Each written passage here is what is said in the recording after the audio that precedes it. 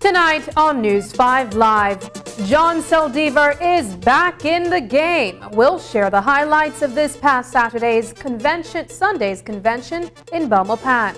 Also, is he or isn't he eyeing the leadership post? We'll tell you what Saldivar said after Sunday's win.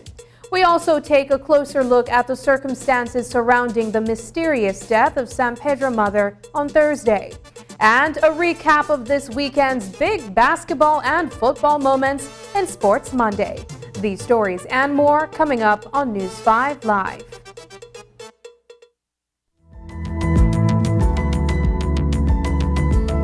Smart introduces Real Unlimited postpaid plans, providing customers with unlimited talk, unlimited text, and unlimited data. Now that's a real great deal. With Smart Plus, Share 1 and 2, and Enterprise 1 and 2 plans, you can talk as much as you want, text as much as you want, and for the first time ever in Belize, you can enjoy unlimited data with your postpaid plan. So come in and sign up for an unlimited postpaid plan and enjoy limitless possibilities. In addition, other plans such as the Flex Junior, Choice, and Select have been boosted with a lot more talk, text, and data, providing you with the best value for your budget. Be unlimited with Smart. It's time to power your dollar with Smart. Love Your Honda is back. This year, we are spreading the love in 3 locations: Belize City, Cayo, and San Pedro. In February, get special pricing and discounts on all Honda products. Enjoy up to 23% off selected Honda products, 20% off Castrol, NGK, and Magic products. Also, get free oil change and servicing when you spend $100 or more on Castrol oils. And don't forget your B-Bucks when you make your purchase. There will be a big bike rally throughout the streets of Belmopan and Belize City on February 11th and 18th respectively. Check out our Facebook page for more details on how you can take part. And on February 25th, we'll be hosting the first ever banquet boat show on La Isla Bonita, San Pedro. Honda products will be on display and you can enjoy deals and discounts. February is all about Honda. Available at Banquet, equipment, parts, service. Hey, ho, yeah, yeah, yeah.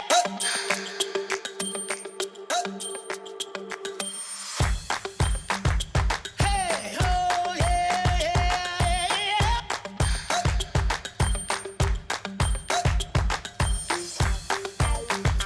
Hey, ho, yeah, yeah, yeah.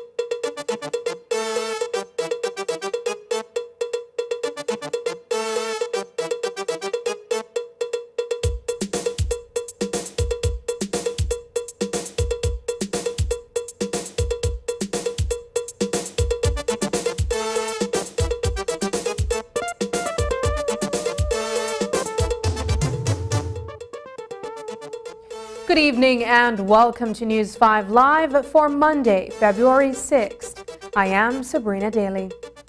John Saldivar is back on Sunday at the University of Belize Gymnasium in Belmopan. The embattled former UDP Minister of National Security won the majority of votes to return as the standard bearer for the United Democratic Party in the city of Belmopan. It has been a tumultuous journey for the veteran politician following his defeat in the 2020 general elections. Viewers will recall that the National Party Council overturned an initial decision to disallow Saldivar from contesting the convention. So on Sunday, a convention was held for the first time in almost 2 decades. Saldivar versus political newcomers Emil Torres and retired Colonel George Lovell. News 5's Dwayne Moody was there and files this report.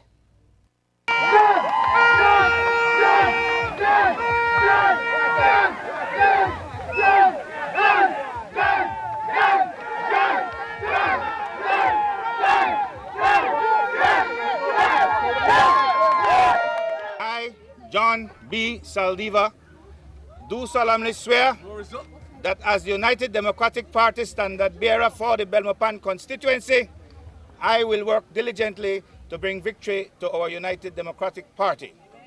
I pledge to be true and faithful to the principles and ideals of the party.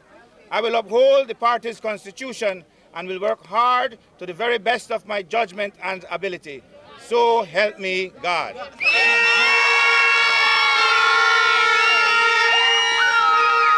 After the ballots being cast today, 457 went for Mr. Emil Torres, 512 went for Colonel George Lovell, and 901 went for John Saldivar. Congratulations. Thank you, brother. And with that, John Saldivar was officially returned as the UDP standard bearer for Belmopan and is now set to contest the next general elections whenever it is called. For almost 2 decades, Saldivar had enjoyed the party's endorsement for that constituency, but the former party leader and ex-minister of national security has been at the center of a series of scandals, including a designation by the U.S. Department of State for involvement in significant corruption. But Saldivar showed up on Sunday unshaken by the controversies and instead expressed his confidence that he still enjoyed the support of the voters of Belmopan. You know, after suffering many setbacks in my political career, I think this is the signal that we're back. Talk to us about the machinery, because it's always the preparation that leads to the win. Talk to us about that. It has been wonderful. We've had a lot of volunteer work, contrary to what some people may think. We don't pay our campaigners to work. Our campaigners volunteer. They do it because of 2 things. One, they know the service that I've been providing to their communities, their neighborhoods where they live, and they want us to return to that. And they know the type of person that I am as a representative, a man to my word. I deliver, I have the compassion for the people, and that's what the people are crying out for. Political pundits say that it is a considerable turnout for a convention, which commenced with a rush of persons filing into queues outside the UB Gymnasium. Just before midday, candidate Emil Torres was pumped as his machinery actively brought in those voters. We got our people out there right now just bringing them in. Right now, it kind of come. Remember what time right now? No rice and beans time. People, they just come out of church, then they take one cool off, they eat the rice and beans. Come 1 o'clock, we had a head start in at the beginning, so left the rest. Nobody nice at the market, we check with change. Retired Colonel George Lovell also threw his hat in the race. He was the CEO in the Ministry of National Security under his opponent John Saldivar. Lovell enjoyed the support of party leader Shine Barrow and believed that Belmopan needed the change he would bring. The numbers were not as impressive as we are seeing it here today, and I believe that the people now, the Belmopan voters, are sending a statement, a clear statement to say that, listen, we are prepared to come out here and decide who will be that UDP standard bearer for Belmopan. And I'm feeling good about this because I'm quite certain that you're looking at that person as we speak. The poll closed just after 4 p.m. on Sunday, and a total of 1,926 votes were cast. The counting began immediately after that. Within an hour, unofficial results declared Saldivar the winner. Feeling vindicated and accomplished, he spoke of the success. It boils down to the love of the people, and those politicians who don't understand that won't win elections in the fashion that I do.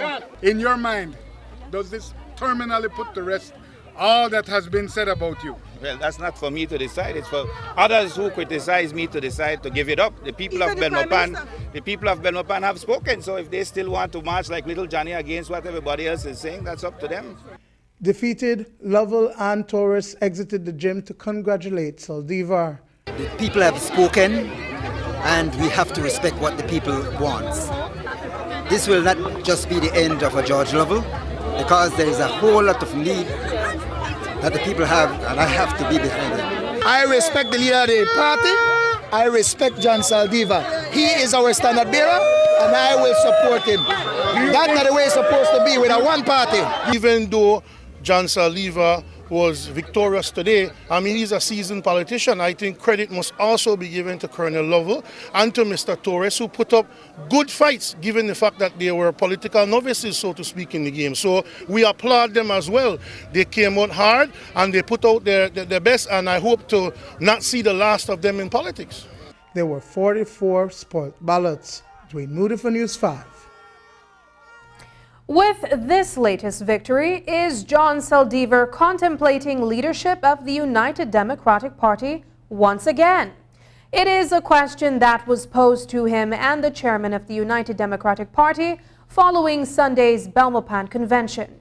Leading up to the convention, current leader of the UDP, Shine Barrow, had made it categorically clear that he no longer wanted Saldivar as part of the party's future.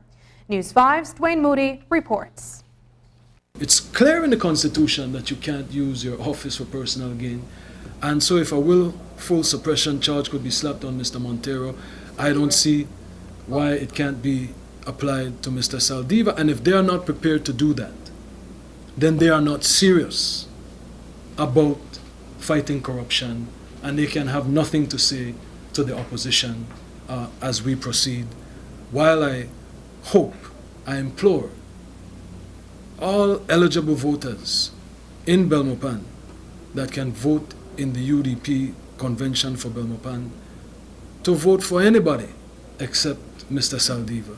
That was UDP party leader Shine Barrow 1 month ago speaking out publicly against Saldivar. The opposition leader openly supported retired Colonel George Lovell for Belmopan standard bearer. But the party supporters in Belmopan felt differently, and Saldivar secured a win by approximately 350 votes. Following the results and Saldivar being returned as standard bearer, will there be animosity between Saldivar and Barrow? Our party is not a one-man show. Our party is about many of us, many of those who are out here today supporting me. And so when we make decision to move forward with our party, it's a collective decision, not a one-man decision. And that is what I'm going to follow going through. I will respect the decisions of my party. I will respect my party leader. He is going to have to decide how he treats with me after this. Do you expect he will be your party leader at the end of this year after another national convention? I can't foretell that. What will the Caucus for Change do regarding its support for Shine Barrow now that he broke every rule to come out against you? All I can say is that the caucus will always pick the right. The machinery behind Saldivar's win is the Caucus for Change group, a faction of UDP politicians.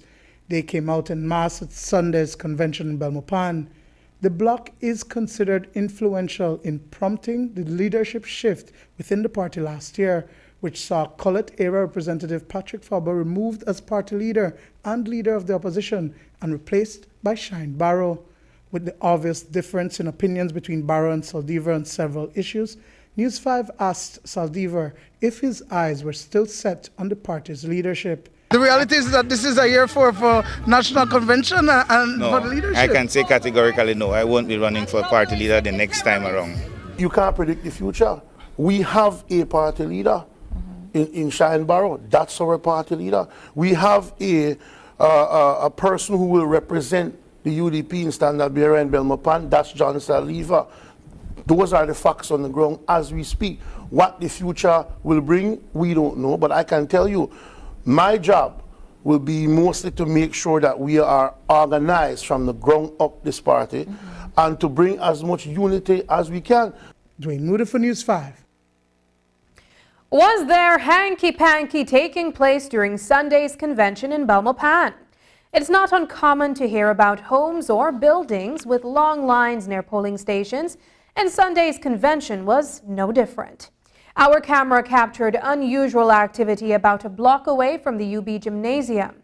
People wearing political shirts gathered inside a yard where a long line waited for individual attention and some kind of exchange. To be clear, the location was not a voting site.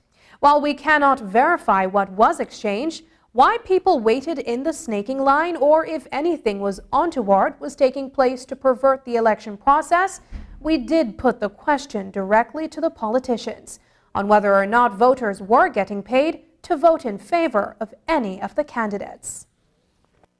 Yes, I was aware, but I was always confident that that would not influence the outcome. I have a theory in politics, being in politics for the last 30 years, you can never get a person or a voter to vote for you, even with money, if that person does not want to vote for you. All right. So it doesn't work. The Belizean people, let me put it this way, I'm confident of this. The Belizean people are not for sale. You can't pay nobody to vote in any direction. People are known historically to take your money and vote the other way. So money doesn't determine election in terms of people will vote for who they want to vote for, no matter what incentives you try to give them or whatever game you try to bring. When it's all over, people will enter that booth. That's why they say the sanctity of the voting booth. When you go into that voting booth, it's just you and that pen and that ballot, and you will be the one to determine how you vote. Nobody can make you vote in any direction. And what does the current Belmopan representatives, PUP's Oscar Mira, think of Sunday's convention? Mira says he's looking ahead to the next general election, but he and his team will analyze the results. Here's what he had to say about Sunday's turnout at the UDP convention. The amount of people that went out for the convention, we can look at it. John Saliva got about 9% of the electorate, not significant enough. Probably about 19% more or less went to vote. We are meeting, we're strategizing. I have never ever underestimated my opponent.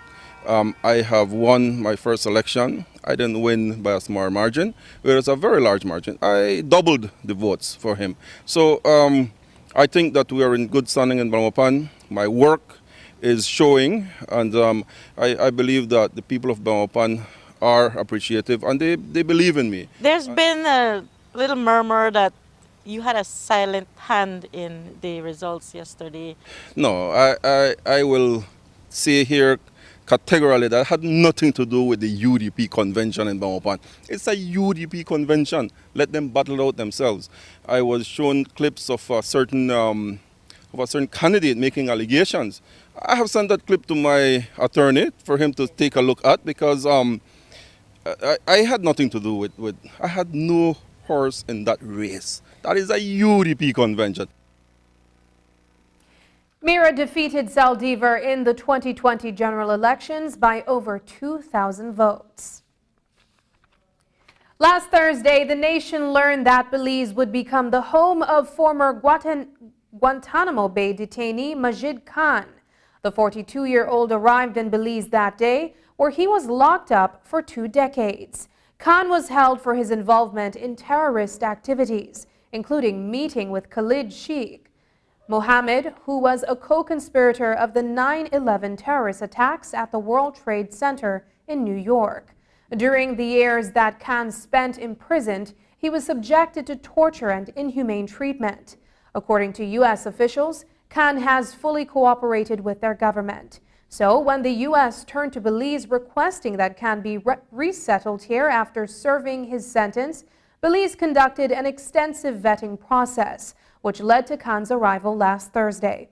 It is a move that the leader of the opposition, Moses Shine Barrow, has supported, based on a humanitarian level and because of his own experience of reformation and contrition. But Barrow's newest standard bearer, former Minister of National Security, is all but in agreement with the decision to have Khan relocate to Belize. Following Saldivar's victory at the UDP Belmopan Convention on Sunday, he shared his views on the matter. I don't agree with it, and I put out a release that was agreed to by a vast majority of my colleagues.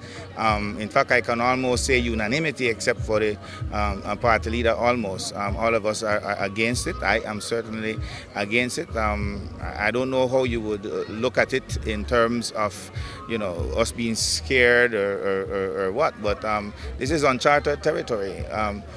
I'm not into much psychology, but I don't know the psychology of a terrorist, and I don't know if we know enough about the psychology of a terrorist to be able to declare somebody to be de-radicalized.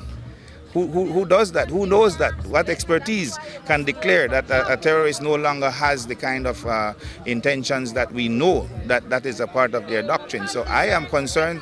I'm concerned about that, and I'm also concerned about the U.S. And them not wanting they wanting us to take the risk and not them. So I don't agree with it. Something like this, just like when the infected ship was they wanted it to come to Belize, and we stood our ground, our cabinet or prime minister at the time stood our ground and say no. Something like this is an indication of weakness, vulnerability somewhere within our leadership system of our country, that they were not able to say no to the U.S. So I have to wonder, what's that vulnerability?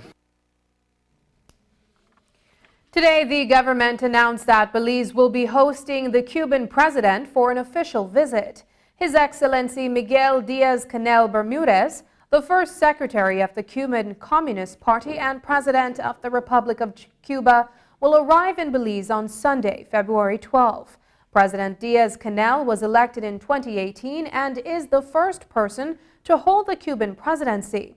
And the leader of the nation's Communist Party, a post that he was appointed to in 2021 following the resignation of Raul Castro, ending the era of formal leadership by the Castros, which began with Cuba's 1959 revolution.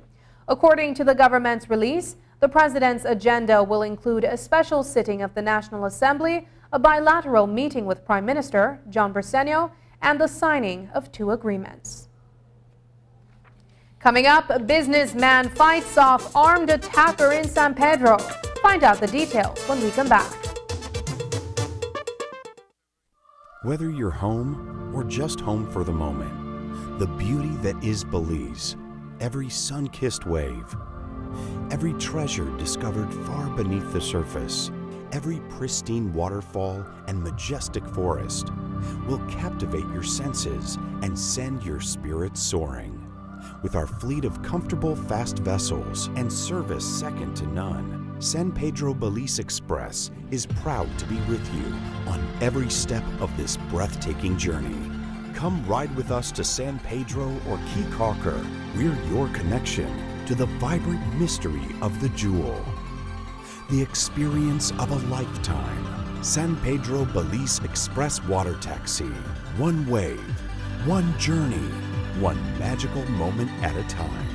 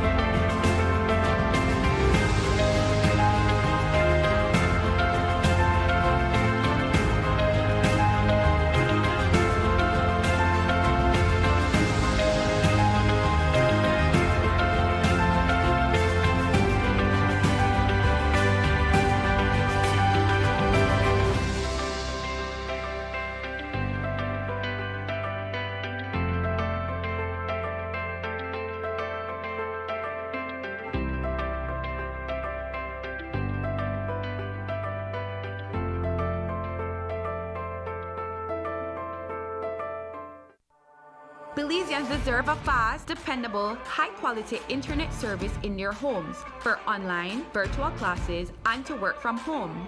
It's the new way of life. Diginet is the #1 fiber service that is powering Belize's digital transformation. And now, this reliable fiber service is even more affordable with our new entry plan. For a limited time only, you and your family can enjoy 20 megabits per second of fiber service to your home for only $49 monthly. No more missed classes and interrupted meetings. It's costing you time and money. Diginet is better than cable and better than wireless. Visit a Digistore today to sign up for the best home internet service in Belize. Come see what you've been missing. Same high quality, fast, and reliable fiber service, now at an even lower price. For more information, visit livedigi.com/Diginet. Digi, our national telecom. It's time that we realize that we must work together to thrive. The world as we know it, the sky and below it. Could I never have more wonder? Yeah, with life and all you see and the climate's changing. But hope is remaining.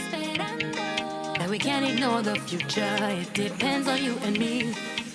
One chance, all that we got. One voice, together we stand. Take care.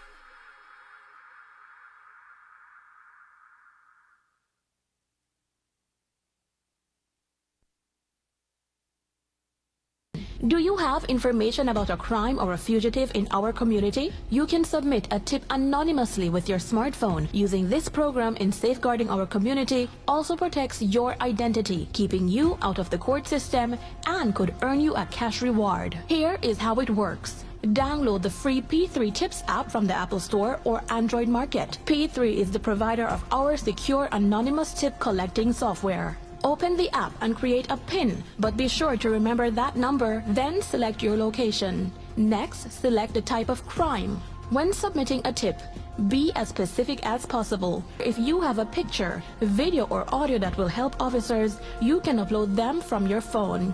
Information leading to an arrest can earn you a cash reward of up to $1,000. Once your tip is submitted, you'll be given a tip ID and password. Check back if your tip leads to an arrest. You'll be told how much you were rewarded and how to anonymously collect your cash.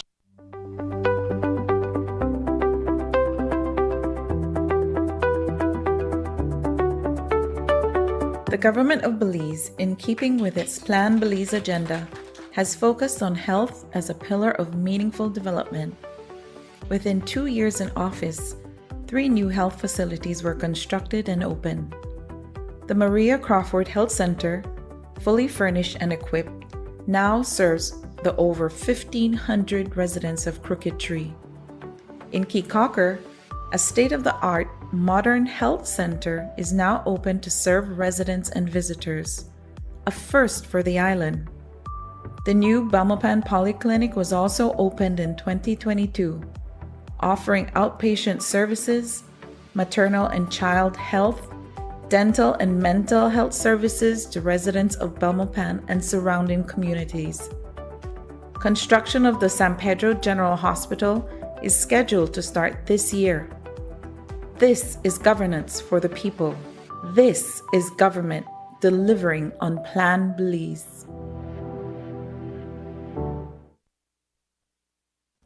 In November of 2022, Belize applied to the International Court of Justice, ICJ, to seek a final and binding resolution under international law of the dispute between Belize and Honduras over the Sapodilla Keys. At the time of the announcement, the government explained that the measure was necessary to protect the vital interests of Belize and would ensure a full and final settlement of all outstanding disputes on Belize's territory. The court has now set time limits for the Belize Honduras case. On Thursday, February 2nd, 2023, the registrar of the ICJ, Philippe Gautier, informed Belize's agent that the court has fixed May 2nd, 2023 for Belize to file its memorial on December 4th, 2023, for the Republic of Honduras to file its counter-memorial.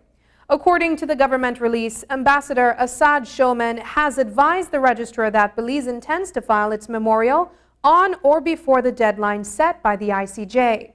Honduras has had a claim to Sapodilla Keys in its constitution since 1982. According to the government, Belize did seek to negotiate with Honduras a resolution of the claim, which would acknowledge Belize's exclusive sovereignty over the Keys. However, it was not successful. Two men impersonating police officers ransacked a home in Armenia Village and stole several items, including cash, after tying up the homeowner. Jose Gonzalez told police that on Friday evening, he arrived at his home in the village and noticed an unknown vehicle parked in front of his property. He entered his house, and the perpetrators immediately assaulted him. The perpetrators then escaped with an assortment of electrical items, 10 bags of fertilizer, 2 chainsaws, one 20-gauge shotgun, and a Nike bag containing $4,000. Jose Gonzalez reported that he arrived home and saw a vehicle in front of his house. He then entered his residence, where he was held up by 2 persons who were dressed as police officers. They proceeded to tie him up, and they ransacked the house and stole several items and an amount of cash. The person then fled from the area. Police are investigating this matter. At this time, we have no suspects. Any ideas where they might have gotten the uniforms? We do not know, no. Does this raise into question whether the department should be cracking down on persons using clothing similar to police officers? We know that last week that gentleman escaped any charges after he was somewhat impersonating a member of the state. Well, they were in the #1 police uniform, so yes, that is an offense. If we find anyone wearing that uniform who is not a police officer, they will be charged. A fire in the early hours of Saturday morning gutted a wooden structure and destroyed 4 golf carts and part of a home on the island of San Pedro. Tonight, police are investigating whether it is a case of arson or an accidental fire. ACP Romero told us more. On the 4th of February 2023, around 2:30 a.m., police responded to Rainbow Street in San Pedro, where upon arrival they saw 4 golf carts completely damaged by fire, also the front portion of a plywood building. Evelyn Cordon reported that she was asleep when she smelled smoke, woke up, and then found the front of her house partially burnt and the golf carts on fire. Fire personnel were calling, and the matter is being investigated at this time. At this time, any indication to see whether this fire was an accident or a malicious act? We do not know. We are awaiting the fire personnel to submit their report. Reports are that at least 7 persons are displaced as a result of this fire. We will continue to follow. Also in San Pedro, a man is in police custody on charges of aggravated assault and firearm charges after allegedly attacking a businessman. According to the Assistant Commissioner of Police, the incident occurred on Saturday while the businessman was standing at the gates to his hotel. He was able to preserve his life by successfully taking the firearm from the alleged perpetrator. ACP Romero told us more.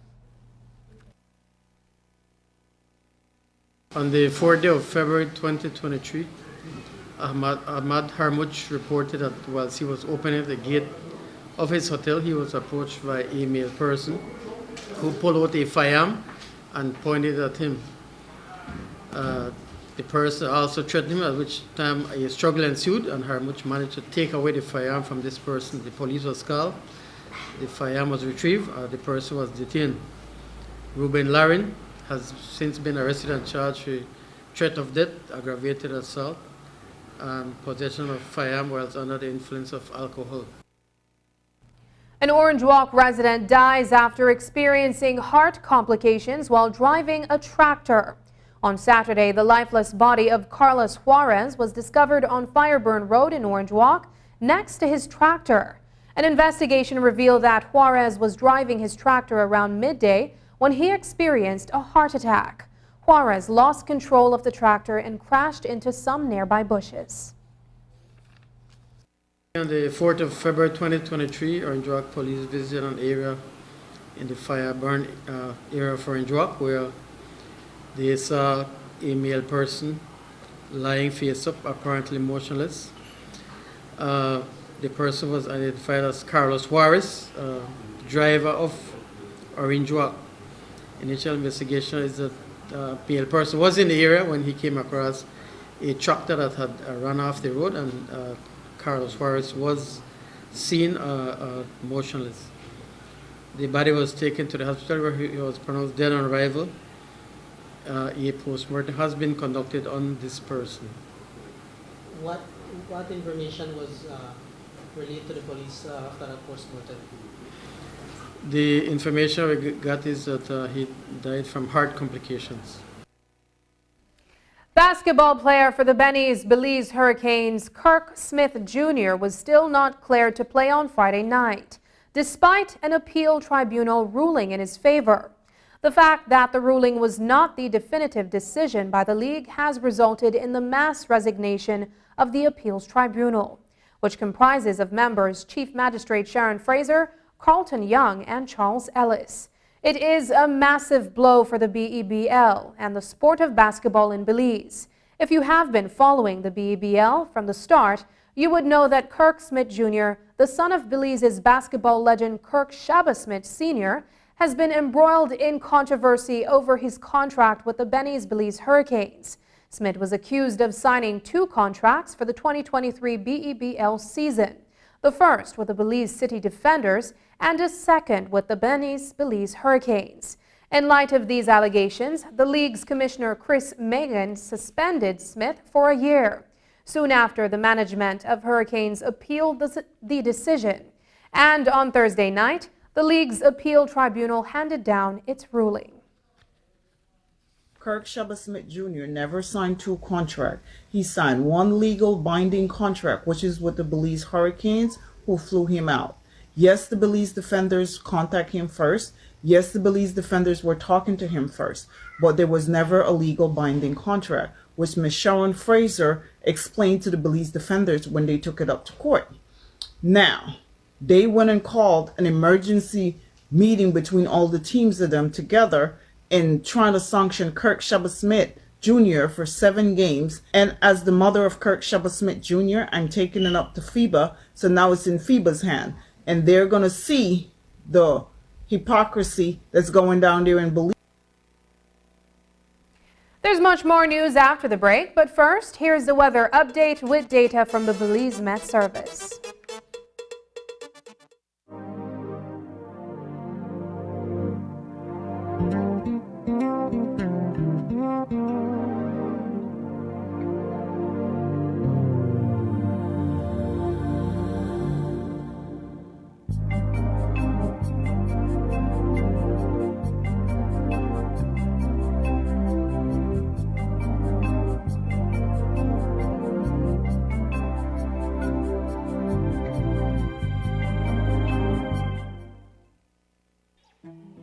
Everyone dreams, whether it's buying a new home or a new car, taking that long, relaxing vacation, furthering your education,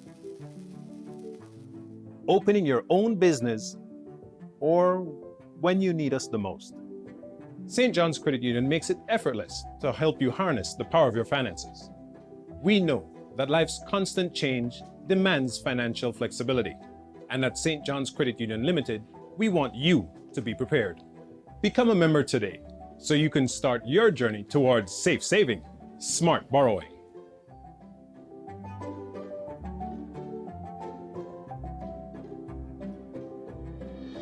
St. John's Credit Union is the leader since 1946. They work harder.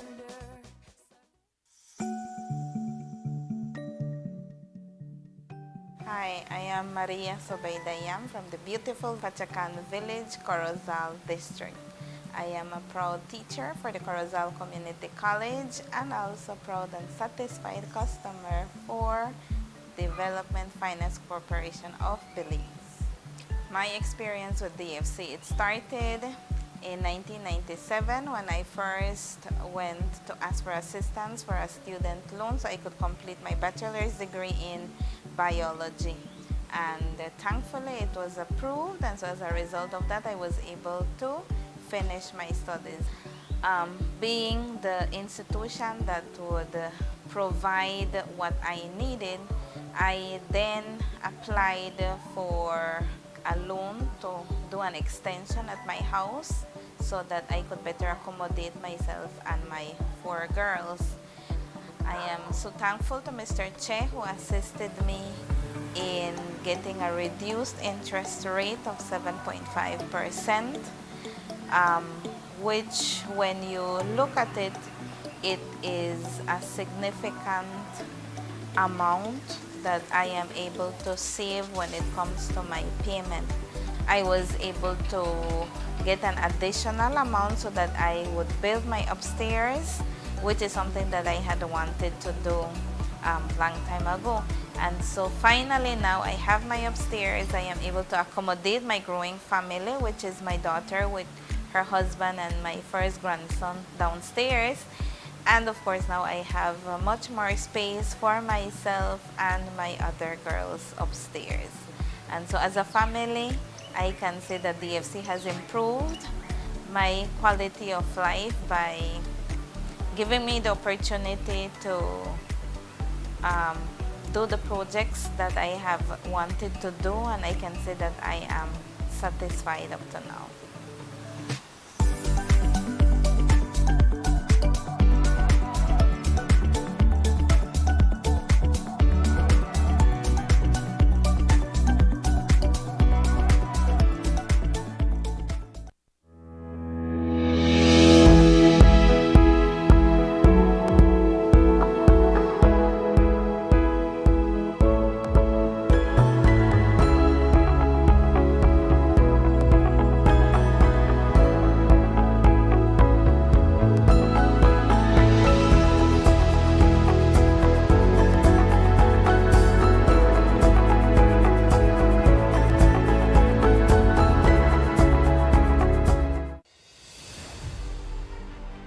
I visited the land of Serbia, a great many miles away. I ascended the Mount Everest few people have conquered. I roared on the snow-covered Antarctic and Arctic. I rolled swiftly across the vast, untamed desert. Ling Long Tire conquers every corner of the world. Distributed by Enrique Martinez and Sons Limited, 2 miles Philip Golson Highway, Belize City.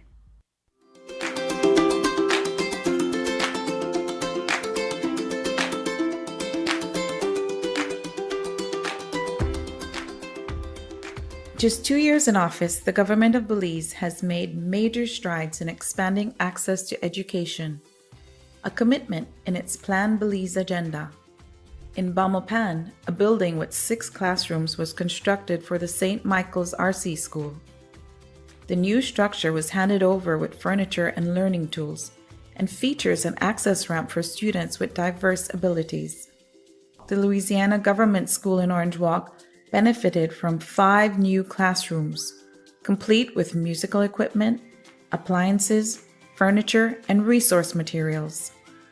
The community of Crooked Tree Village received a new preschool with an access ramp and an equipped playground along with preschool furniture and a chain link fence to secure the area. The work in Crooked Tree also included the complete renovation of the existing school building. This is governance for the people. This is government delivering on Plan Belize. Are you looking for low-cost television advertising? Have we got a deal for you? Advertise on Channel 5's Daily Classifieds. Channel 5's Daily Classifieds is one of the most effective methods for introducing yourself and your business to the community.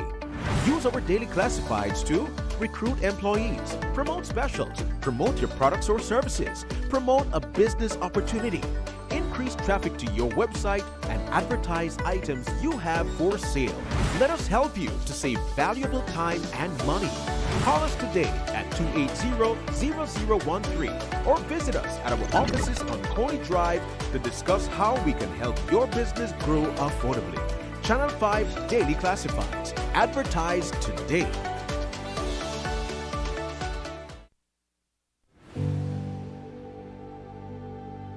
On behalf of the Social Security Board, I extend our deepest gratitude for taking the opportunity offered to be a part of this amazing learning experience. Today, you graduate empowered with knowledge. You graduate with a new skill set that you can put to good use and benefit from it. You have now acquired the knowledge and you are fully prepared to build on the foundation that you have fostered. We consider ourselves privileged to be offered an opportunity by the Belize Social Security Board to partner with them in this effort.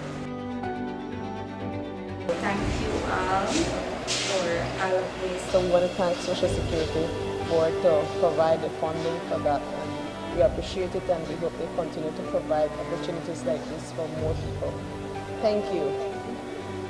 Once again, congratulations to the January 2023 cohort Empowering You participants. On behalf of the Social Security Board, I wish you nothing but the very best.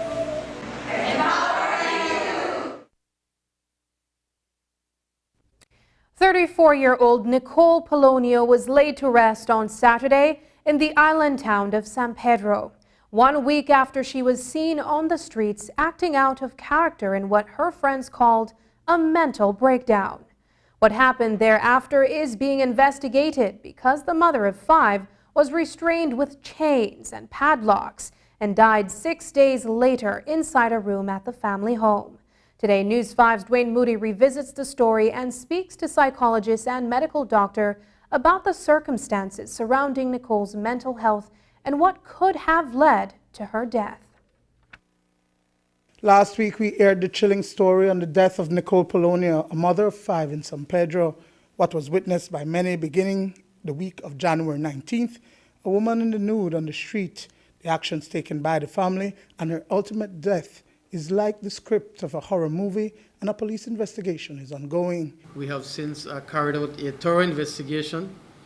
Several statements have been recorded, exhibits retrieved from the house, and we will forward the file to the DPP to make a determination whether anyone is to be charged for that incident. Polonio died from positional asphyxia due to freedom restraining measures. Her body was placed in a position that compromised her airways, and she was unable to breathe anymore, resulting in her death. She was initially restrained with chains and padlocks for days, and reports are that she died wrapped tightly inside a sheet. Internist Dr. Fernando Cuellar breaks it down, likening the scenario to that of George Floyd in the U.S., who died from postural asphyxia. Asphyxia is a term where your air supply, your oxygen supply is cut off. And depending on what position or what abnormal position you're in, for example, if you're on your belly, okay, if a knee is put on your chest, or if you're what they call hand-tied, bounded, if you're tied up in a position where you're bent over or hand-tied, then that can cut off your airway, you know.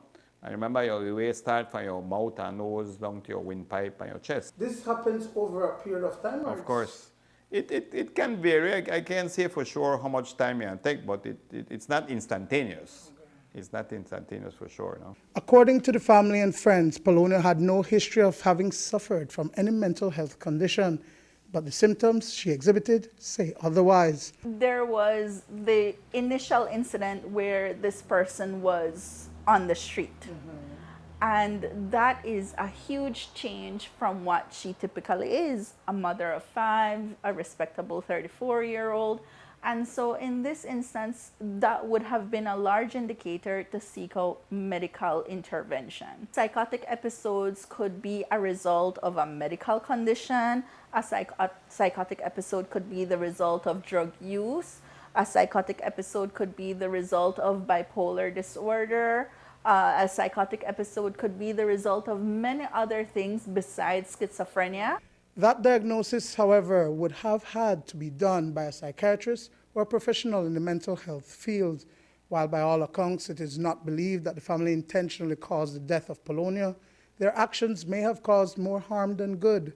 Professional counselor Amy Jack says that oftentimes our cultural beliefs influence the way loved ones choose to address a mental health issue. In this situation, it was a bit tricky because there are cultural aspects to we believe as a family that this may have been happening. You know, it's a cultural phenomenon that's happening. You know, we have these in many of the cultures in Belize, not just one in particular, but we do have cultures who are very spiritual, who believe that in some incidents, mental health concerns are seen as a religious experience or a cultural, spiritual experience. We have in Mestizo culture a certain spirituality.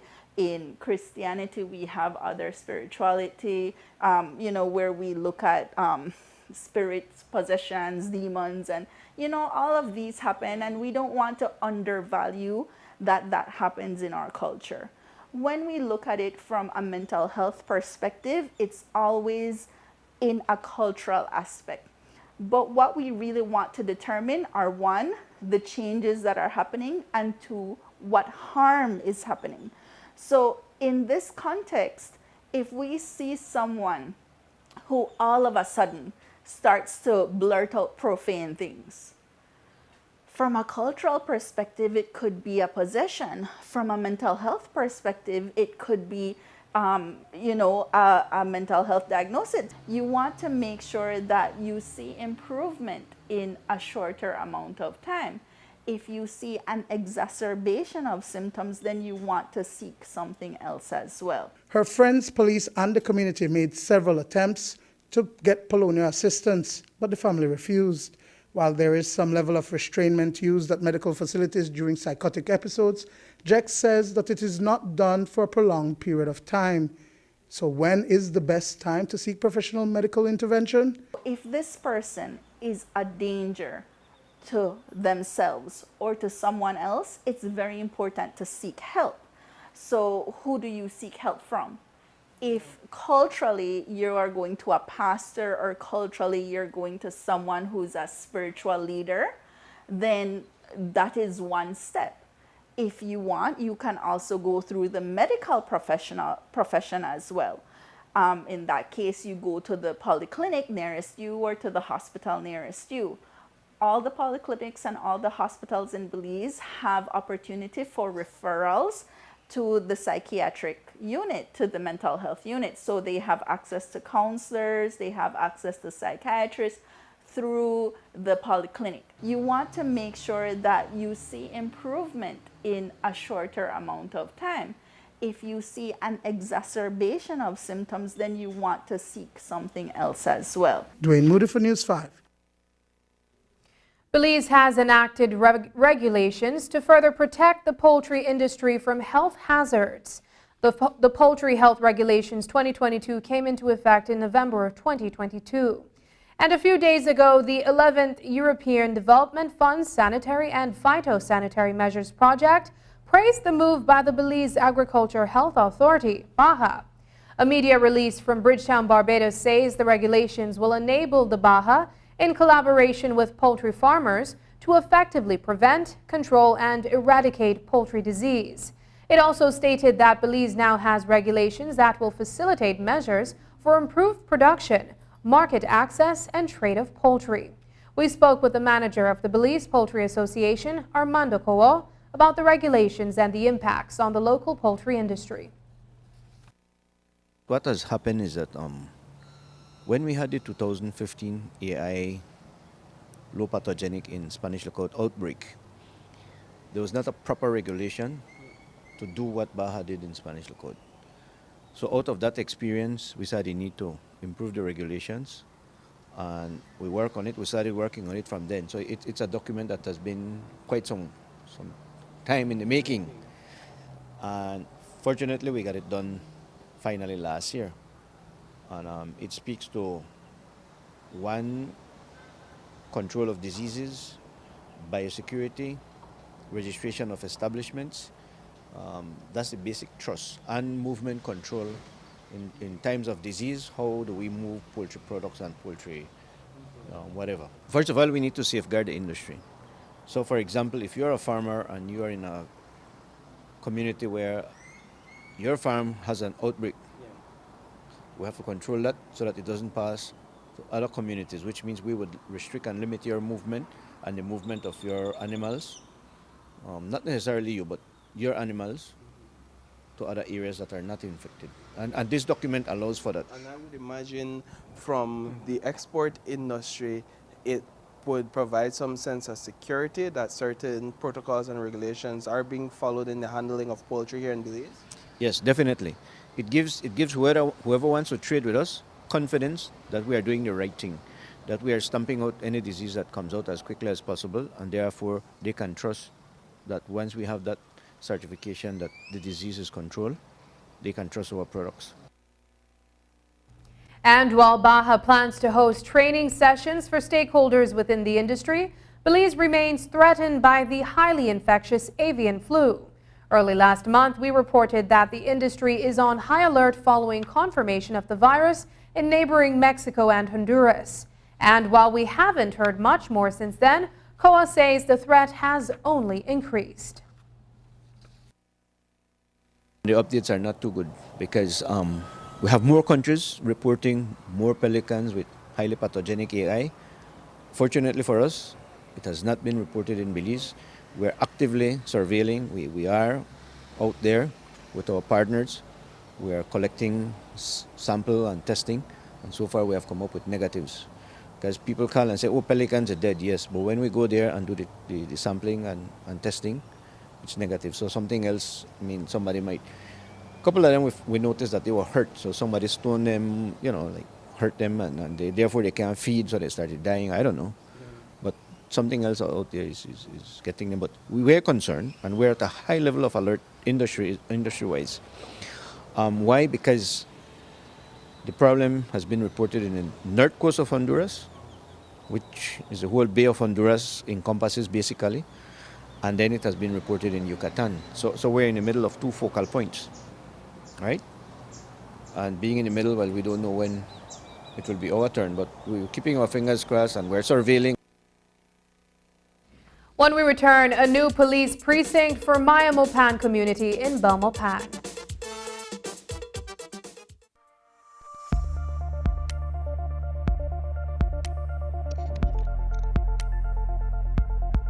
Environmentally degradable plastics, or EDP, are plastics that are affected by a combination of environmental conditions that cause the plastic to break down within an acceptable time frame. They are specifically designed to degrade into carbon dioxide, water, and other biomass substances. The level of breakdown can vary based on standard test methods appropriate to the plastic. Click on the link below to see what you can do to help end the nightmare of single-use plastics. I'm Alison Castillo, and now you know.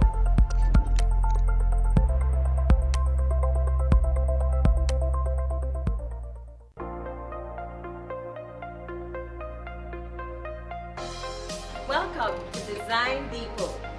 All in one place. Shop brands you know and trust, like Kohler. Welcome, GE Appliances. Welcome, Oran Windows. Welcome, Tiles from around the world.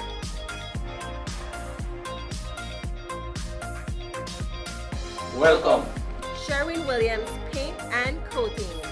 Visit us today at mile 3 on the Philip Golson Highway or call us at 223-3768. Design Depot. All in one place.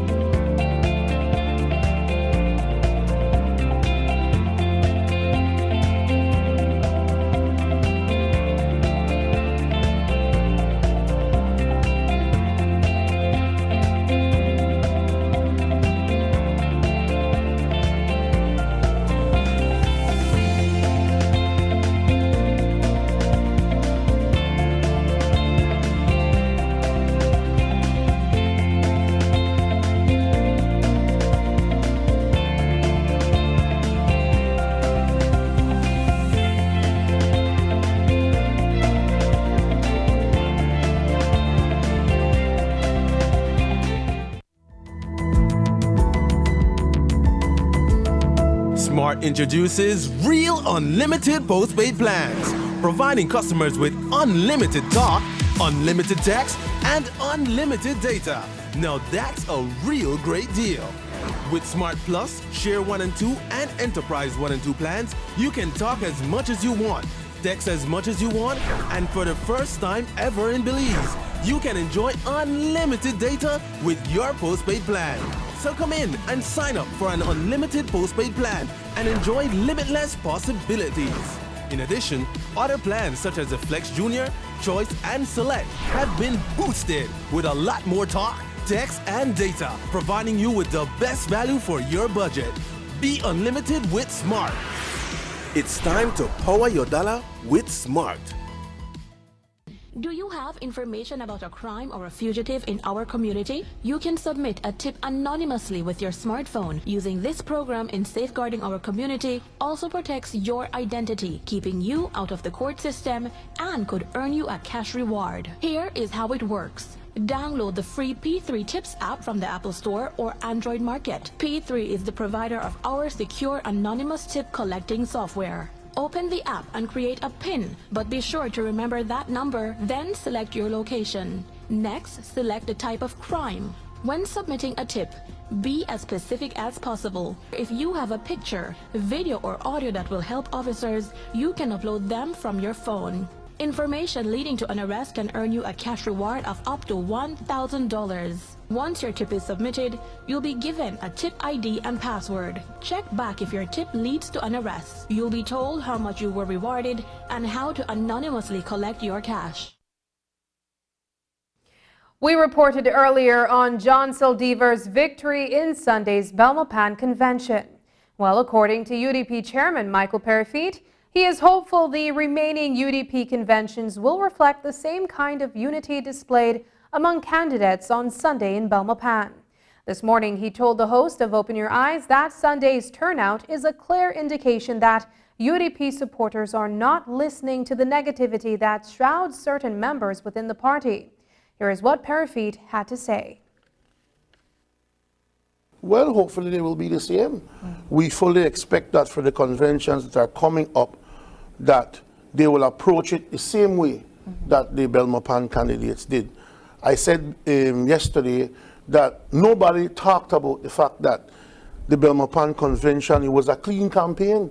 There was no negativity between the candidates and no negative vibes or no terrorist vibes between each of them. I mean, it was like, this is what we want to do. When we met last week, Wednesday, to discuss the details of what would happen yesterday, it was nothing but love and camaraderie and a commitment that whoever was not victorious would support the person who would win. So it is an excellent time for us to start that healing process, despite what some people outside or inside of the UDP would want to see. We have to start that healing process. We have to move forward. And the people demonstrated yesterday and will continue to demonstrate that negativity and that bad vibes, they're not with it. They want positivity and they want hope. So we have to give the people that. The Mayamopan community in Belmopan has a new police precinct after an opening ceremony was held this evening for the facility. But while the precinct is located in that community, it will serve the rapidly expanding communities of Salvapan and San Martin as well. It is also the result of quick action after these Belmopan residents were gruesomely shot and killed in December. News 5's Marian Ali has the details in the following report. 1 month after 3 members of the Ramnaresh family of Belmopan were brutally murdered at the home of one of them in the Mayamopan area, a new police precinct was opened in that community.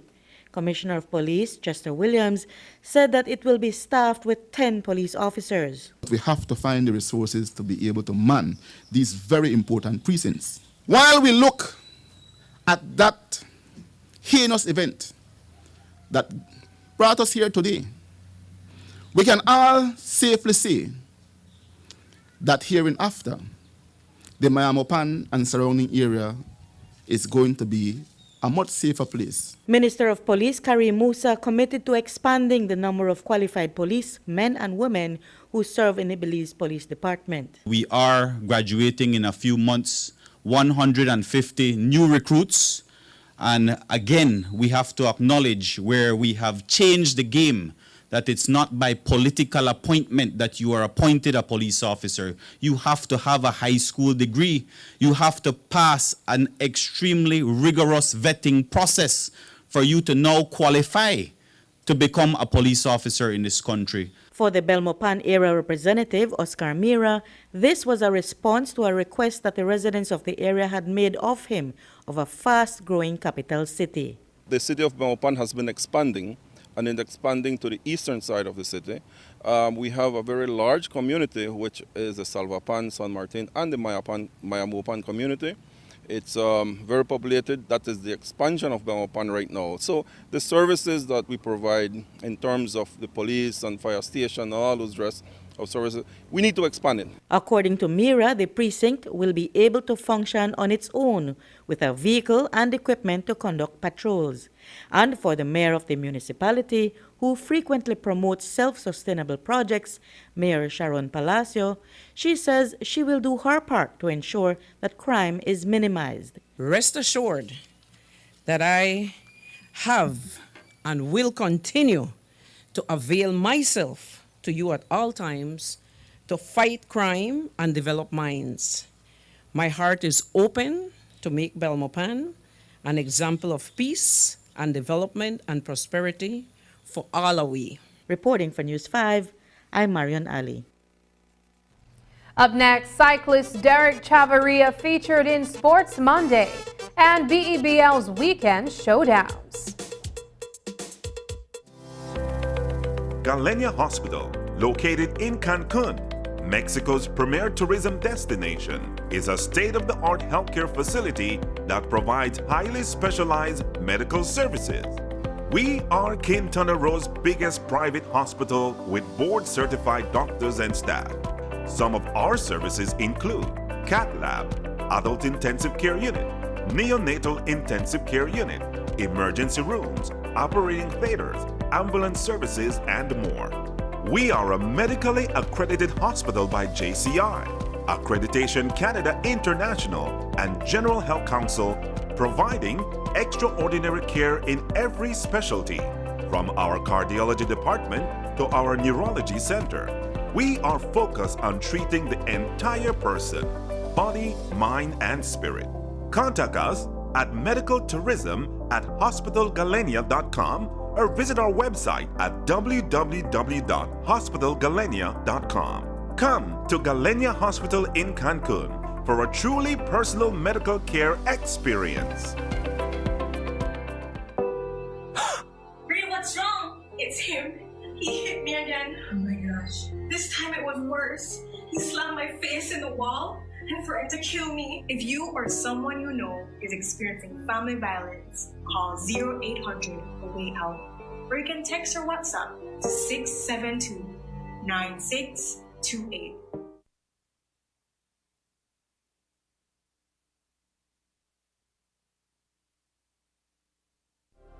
You know the saying, desperate times call for desperate measures. What do you do when you get to a dead end? Sometimes life just doesn't go the way we planned it to go. And when you're in those seasons of life, what do you do? Where do you go? Who do you turn to? Join Sagebrush Church as we begin our series, Dead End Desperation, where we'll talk about following God in some of the hardest moments of our lives. Be sure to visit sagebrush.church or download the Sagebrush app for locations, service times, and more. Taking its name from the venerable father of the nation, the George Price Highway stretches 77 miles from Belize City to Benqueviejo. Originally built in the 1930s, this cross-country highway system is the artery that links Belize to Central America at the western border with Guatemala.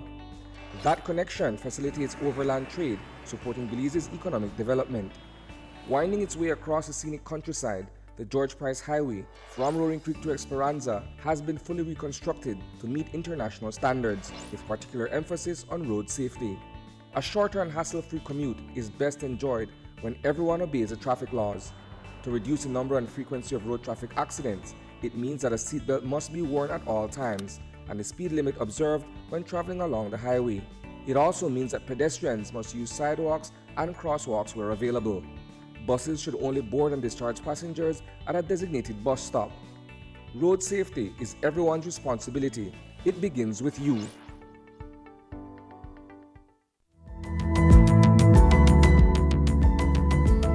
Smart introduces Real Unlimited postpaid plans, providing customers with unlimited talk, unlimited text, and unlimited data. Now that's a real great deal. With Smart Plus, Share 1 and 2, and Enterprise 1 and 2 plans, you can talk as much as you want, text as much as you want, and for the first time ever in Belize, you can enjoy unlimited data with your postpaid plan. So come in and sign up for an unlimited postpaid plan and enjoy limitless possibilities. In addition, other plans such as the Flex Junior, Choice, and Select have been boosted with a lot more talk, text, and data, providing you with the best value for your budget. Be unlimited with Smart. It's time to power your dollar with Smart.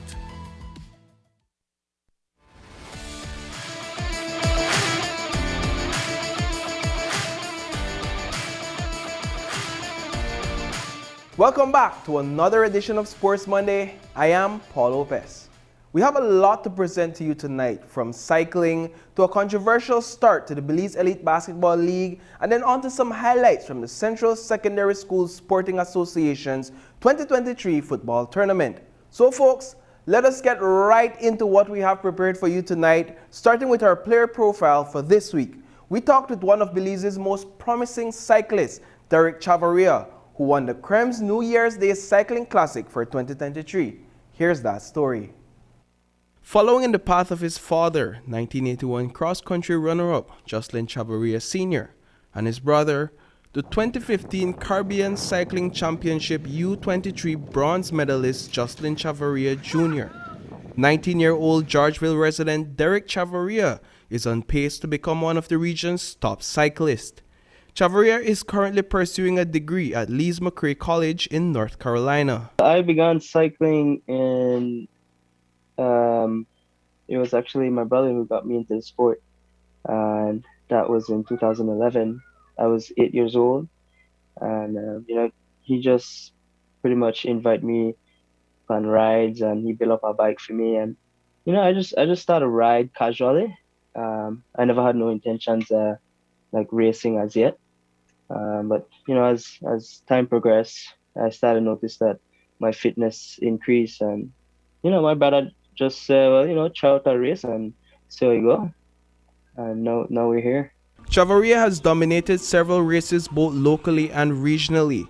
His most recent win was the Krems New Year Cycling Classic, and in October 2021, the young athlete won the Junior Caribbean Cycling Championship in the Dominican Republic. The point where I noticed that I started having enough fitness and yes, I could be able to be a top competitor was when I was in the youth category, and that's like when I just entered into youth, kind of leaving and transitioning into a junior. I was 15, 16. And I was like around the top junior guys at the time. I was in the breakaway with them. I was coming around, working together and all that sort of stuff. I mean, down the line, they ended up letting me go. But the whole point is that for me, knowing where I came from so far, just straight up getting dropped as the race start to then being in breakaways, I saw progress. And that's kind of like the key factor that kept me going. Chavarria received a big break at the start of 2022 when Lees-McRae College awarded him a double scholarship for their 2022 fall semester. I got the opportunity from the college to attend this on a double scholarship, which is academic and a cycling scholarship, which significantly helped me in cutting down some costs. And the journey from then, receiving all the support from a bunch of huge businesses and people, the cycling community. I managed to be here for the first year. Right now, the main problem for me is finance. I'm doing my part out here. I'm training, I'm studying, I'm making sure that everything gets done. But the main problem right now is just pretty much getting money to be out here. So, what type of expenses are we looking at? Well, for a semester, the school charges a little bit over 20,000 US dollars, and my one of my scholarship cuts down $9,000 from that. The Communication Arts and Design major has had to rely on fundraising initiatives to support his education. He says his mother does her part by organizing weekly barbecue sales and other events. Notwithstanding their efforts to continue studying and training overseas, this student athlete must continue to raise the necessary funds to pay his school fees. Ideally, being out here was like a stepping stone of me getting closer towards what I've always wanted to do, and that is to participate and be a rider in World Tour, which is where you see all the big names such as Peter Sagan, Mark Cavendish, and those guys. That's like the ultimate goal that I wish to accomplish someday. And while we talk cycling, we would also like to send out a huge congratulations to Wasani Castro. Over the weekend, news surfaced that Castro has signed a contract to ride for the New Haven Angels out of New Haven, Connecticut. That is a big move. Another Belize athlete is on the rise. And now for some basketball. The Belize Elite Basketball League hosted its second week of matchups this past weekend. The Venice Belize Hurricanes played its first match home for the season against the San Pedro Tiger Sharks. The Belmopan Tigers took on the Belize City Defenders in Belmopan. The Western Ballers went up against Punta Gorda Panthers in San Ignacio, and the Griga Dream Ballers played the Orange Walk Running Rebels at home in Dangriga. We begin with the matchup against the Hurricanes and the Tiger Sharks on Friday night inside the Belize City Civic Center. The first quarter of that game ended with Tiger Sharks on top. The story here is what happened inside the Civic at the top of the second quarter.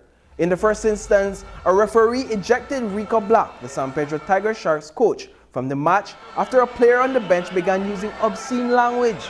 In frustration, Black walked off the floor, prompting his players to do the same. While that was happening, Alex Carcamo, a Venice Belize Hurricanes player, was seen making his way over to the referees, where a conversation ensued.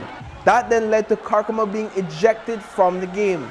He had to be restrained and escorted off the basketball court by a group of men, including police officers, after he attempted to attack one of the referees.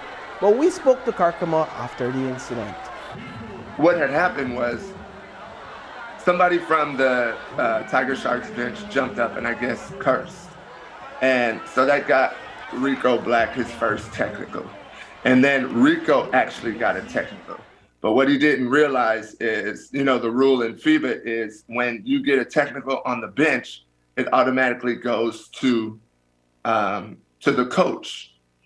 And I think he finally realized that now. My biggest thing was Rico was trying to walk off the floor. Too many fans paid too much money to just, let him and his team walk off. So I'm really good friends with Rico. I tried to tell Rico, don't do this. That's not the proper thing to do. Then I went over to the ref and I told him, I said, ref, you got to let us play. It's not about you. These fans didn't come to see you guys. They came to see us. And if us as players can't play and coaches can't coach, then you're making the game about you at the end of the day. This is what I said. I didn't curse at the ref. I didn't say anything. Now, if the ref would have gave me a tech, me being as professional as I am, I know to back off because I don't want to get another check. That wasn't the case. If we look at the tapes, I never received any kind of warning. All he did was just kick me out of the game. And in my 18 years of playing, I've never had this happen. I've been kicked out for a technical and a technical, but not just throw your arms up with no explanation and then just kick me out. And then it's not justifiable, but the referee gave me this smirk and I felt like it was more personal. And then that's when I lost it. And again, things happen. I'm pretty sure you've probably had something that you wish you could take back. And this is one thing that I wish I could take back, but I can't. All I can do is just learn from it and, like I said, take whatever comes to me. When the match resumed, Benny's believes Hurricanes would go on to defeat the San Pedro Tiger Sharks by 105 to 68 points. That's a blowout, folks. The game between Griga Dream Ballers and the Orange Walk Running Rebels was also action-packed. Dream Ballers Devon Campbell led his team to victory, scoring 20 points that night. But this one was a nail-biter. With only 24 seconds left in the game, the match was tied at 79 apiece. Dream Ballers was in possession of the ball. It was this massive three-point play that took the team to their first victory of the season. In Belmopan, the Belize City defenders defeated the Belmopan Tigers 91 to 80 points. And in San Ignacio, the Western Ballers dominated Punta Gorda Panthers with a final score of 97 to 77. The BBL continues this coming weekend. Now moving on to some secondary school football. The Central Secondary School Sports Association's 2023 football tournament is about to come to a close. On Thursday, the St. Catherine's Academy girls will play the Wesley's Junior College girls for the first place in the female category. And in the male category, Excelsior High School will take on Maud Williams for first place. On Friday, SCA girls played against Anglican College Cathedral girls in the semifinals and won 3-0. Excelsior's male team took on Sadie Vernon and won that match 3-1. We say best of luck to all these players that have shown us they have what it takes to be in the Final Four. That is all we have for you in this week's edition of Sports Monday. Until next week, thanks for joining us.